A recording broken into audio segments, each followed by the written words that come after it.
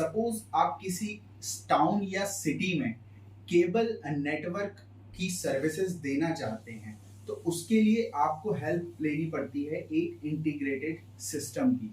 और ये cable network services provide करने के लिए जो आपको लीगल अप्रूवल गवर्नमेंट से लेना पड़ता है, उसे कहते हैं एमएसओ।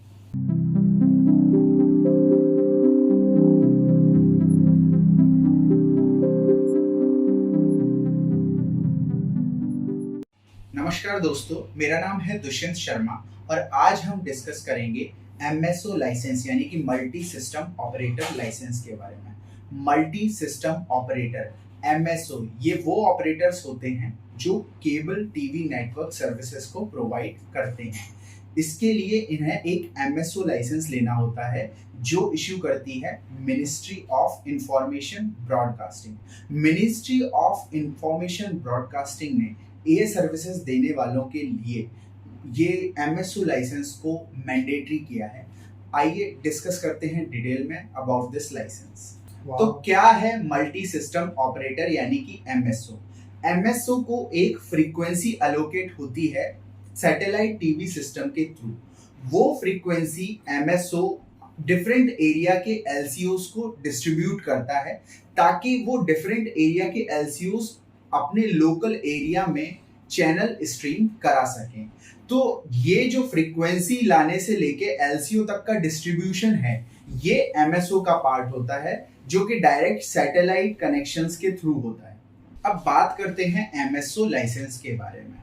तो जो लोग ये मल्टी सिस्टम ऑपरेटर की सर्विसेज यानी टीवी ब्रॉडकास्टिंग की सर्विसेज प्रोवाइड करना चाहते हैं, मिनिस्ट्री ऑफ इंफॉर्मेशन ब्रॉडकास्टिंग ने उनके लिए ये लाइसेंस मैंडेटरी कर दिया है। तो जिनको ये सर्विसेज प्रोवाइड करनी है, उन्हें एमआईबी से, इंफॉर्मेशन ब्रॉडकास्टिंग मिनिस्ट्री से एमएसओ का लाइसेंस लेना होगा।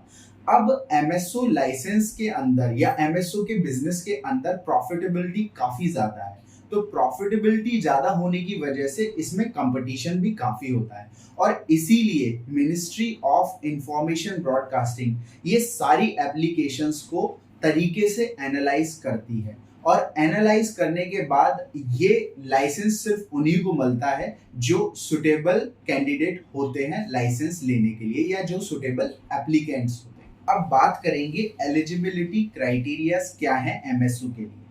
एमएसओ के लिए अगर कोई एप्लीकेंट अप्लाई करना चाहता है तो उसे पहले चेक कर लेना चाहिए कि वो एलिजिबिलिटी क्राइटेरिया फुलफिल करता भी है या नहीं। अब बात करते हैं एलिजिबिलिटी क्राइटेरिया क्या क्या है। सबसे पहला, अगर कोई एप्लीकेंट इंडिविजुअल है तो उसे 18 साल से ऊपर होना चाहिए। दूसरी चीज, अगर कोई भी एप्लीकेंट एक कंपनी या फर्म है तो उसके सारे मेंबर्स को 18 साल से ऊपर होना चाहिए। तीसरी चीज, अगर एप्लीकेंट कोई कंपनी है तो उसे कंपनीज एक्ट के अंडर रजिस्टर्ड होना चाहिए। चौथी बात, एप्लीकेंट बैंक करप्ट नहीं होना चाहिए। फिफ्थ पॉइंट, एप्लीकेंट के ऊपर कोई भी क्रिमिनल चार्जेस होने नहीं चाहिए। सिक्स्थ पॉइंट, एप्लीकेंट किसी भी तरह से किसी मानसिक रूपी बीमारी से पीड़ित नहीं होना चाहिए। अब बात करते हैं कौन कौन अप्लाई कर सकता है एमएसओ लाइसेंस को।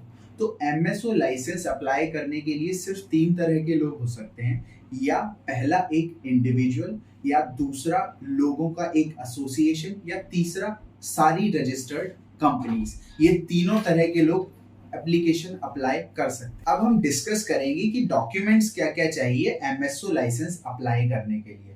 सबसे पहला तो आइडेंटिटी प्रूफ्स। अगर कोई इंडिविजुअल अप्लाई कर रहा है तो उसका आधार कार्ड, पैन कार्ड या उसके वोटर आईडी प्रूफ्स वगैरह ये सबमिट किए जाते हैं। इसके साथ साथ उसकी आईटीआर्स, उसके नेटवर्थ का प्रूफ सीए के सर्टिफिकेशन के थ्रू सबमिट किया जाता है। और भी अदर अंडरटेकिंग्स होती हैं जो प्रिपेयर करके सबमिट की जाती हैं।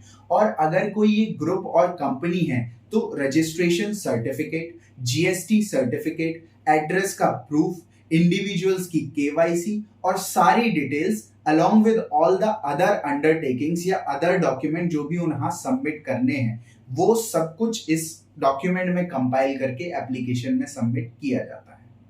अब हम बात करेंगे कि मिनिस्ट्री ऑफ इंफॉर्मेशन ब्रॉडकास्टिंग से एमएसओ लाइसेंस लेना कैसे है। बेसिकली डिस्कस करेंगे कि प्रोसेस क्या है इस लाइसेंस को लेने का।